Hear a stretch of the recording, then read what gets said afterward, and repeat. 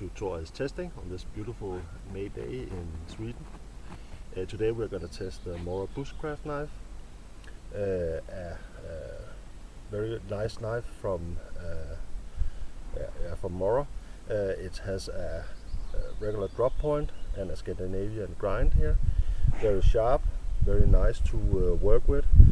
The blade is nearly 11 centimeters long and is 3.2 millimeters wide, and the whole knife is 23 centimeters long, and it weighs 230 grams. I've been working with this knife for a couple of days now, and it has been working very nice for me, especially bushcraft wise. Let's see about the sheet here. Actually, this sheet comes with two different sheets. The regular sheet, where it's just a standard sheet, then it's just called the Mora Bushcraft, and it also comes with this edition that I'm going to test today, is the Mora Bushcraft Survival edition, where there is a sharpener here and a very generous fire rod here. Just a sec, I'll just get my dog away here. Get away here. Big matter. The dog. Like I said, a very generous fire rod here. That was actually one of the things I was a little sorry about the Bear Grylls, which has a very small fire rod. Very good fire rod. I'll show you later here when I light a fire.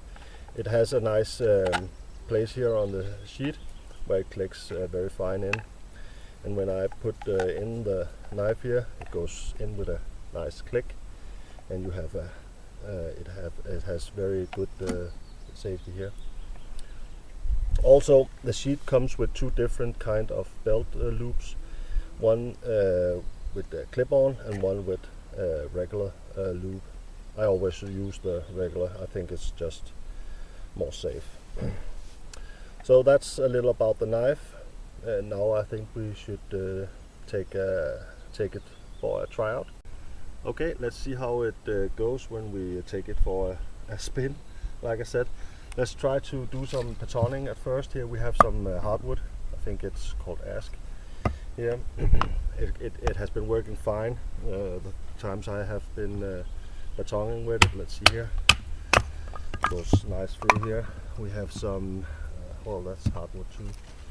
Oh, we have some very dry fir. What's it called? Pine, I think. Let's see how it goes through here. This is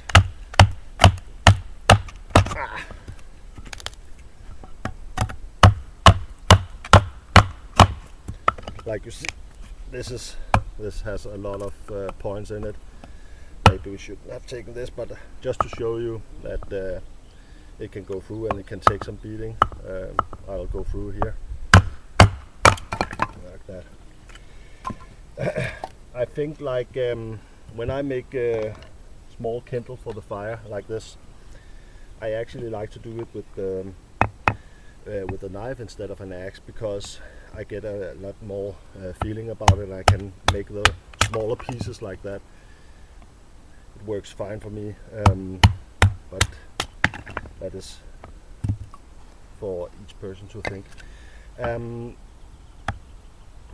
Like I did with the Felkniven F1, I don't think this is large enough to do some regular chopping, so I use the patong chopping method. Let's see how it works here. I have a small birch here. And like I said, I can just go like this. Like I said, I use the patoning method to like make chunks in it here. Actually, like, this is obviously not the best method if you have a saw with you, but if you really need to go through these for firewood or else, this is a method that can be used and is well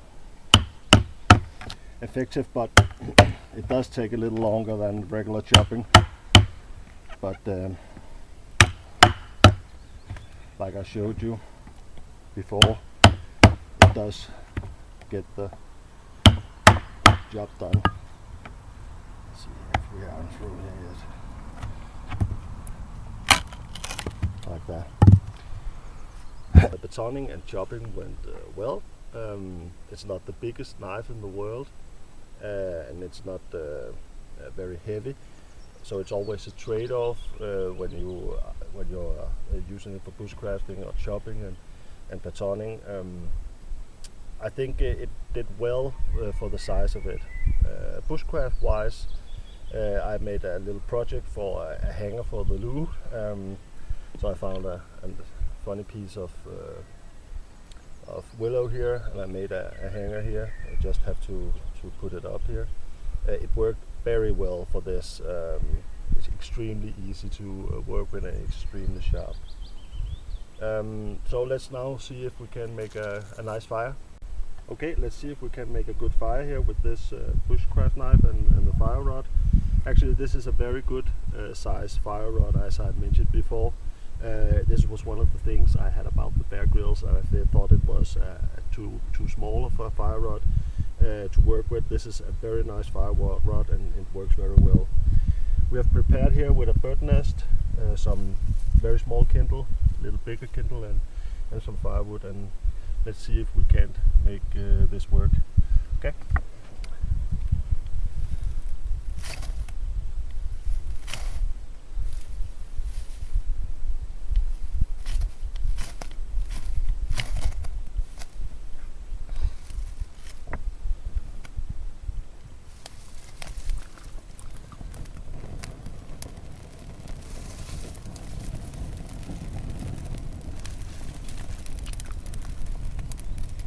Okay, and now for the overall result here. Like I said, I've been working with this knife for a couple of days, or 3 or 4 days here, and it's a very good knife. I don't have anything bad to say about it. It is extremely well in the everyday life, going around with it. It's extremely well in bushcrafting or wood crafting. It's not that big that it's good with kindle and fire, but as you saw, it was fine. It worked fine. The sheet is very good. It works every condition. The fire rod is extremely good here. This is a very generous fire rod, and it gets the job done every time. Money wise, this is again, this is in Scandinavia.